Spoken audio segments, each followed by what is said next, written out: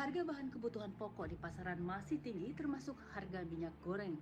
Bahkan untuk harga sayuran seperti cabai merah, bawang merah, hingga telur ayam mengalami kenaikan. Padahal 1 bulan setelah Hari Raya Idul Fitri, biasanya harga bahan kebutuhan pokok dan harga pangan mulai stabil. Sempat turun, tapi sekarang naik lagi. Malah lebih mahal sekarang daripada lebaran kemarin. Kemarin sempat jual 40, sekarang 50 lagi. Enggak tahu juga, kadang kosong juga sih. Tuh, yang paling susah itu yang ayam kecil buat pecel lele. Naiknya banyak banget. Semuanya naik ini mah. Dari semuanya pokoknya naik semua. Cabai, bawang, sayuran. Naiknya mah hampir 40-50%. Harga pangan global yang sudah naik 30% lebih per Maret lalu sudah berdampak ke dalam negeri. Saat ini harga sayuran dan telur yang diproduksi di dalam negeri juga ikut naik. Lalu sampai kapan harga pangan naik?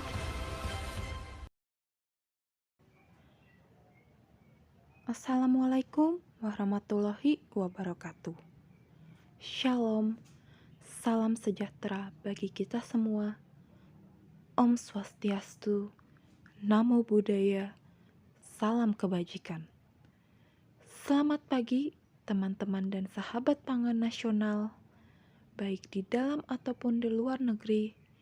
Semoga kita selalu dalam keadaan sehat. Hari ini saya Misha ingin berbagi beberapa informasi penting dari rangkaian keterangan pers pangan melonjak. Apa yang Anda saksikan tadi merupakan problematika yang akan kita bahas pada pagi hari ini. Keluhan masyarakat, pedagang mengenai kenaikan harga pangan yang ternyata tidak hanya terjadi selama bulan puasa, sesudah lebaran hingga saat ini. Dimulai dari harga cabai rawit sudah mencapai 60 hingga 65 ribu rupiah per kilogram. Harga telur yang menjadi sumber protein juga naik secara signifikan hingga menjadi 30 ribu rupiah per kilogram. Ini menjadi permasalahan ketika daya beli masyarakat yang belum pulih di masa COVID-19 tentu akan berdampak terhadap masyarakat, dari pedagang juga terutama. Harga yang dihadapi oleh teman-teman tidak dapat dipungkiri mengalami kelonjakan ekstrim. Kami turut berempati terhadap kondisi saat ini. Memang, beberapa barang-barang komoditas memiliki harga yang tinggi, tetapi untuk harga beras, harganya masih stabil. Dan untuk barang-barang yang memang diimpor seperti daging sapi, kedelai, tetap mengikuti harga pasar dunia. Sehingga saat masuk Indonesia, harganya akan cukup tinggi. Perang yang terjadi antara Rusia dan Ukraina juga menyebabkan lonjakan harga, terkecuali komoditas pangan yang melambung tinggi, hingga menuju krisis komoditas dunia. Rusia dan Ukraina adalah produsen utama sejumlah komoditas pangan seperti gandum dan biji bunga matahari. Organisasi Pangan dan Pertanian Dunia (FAO) melaporkan indeks pangan pada Maret 2022 berada di 159,3%,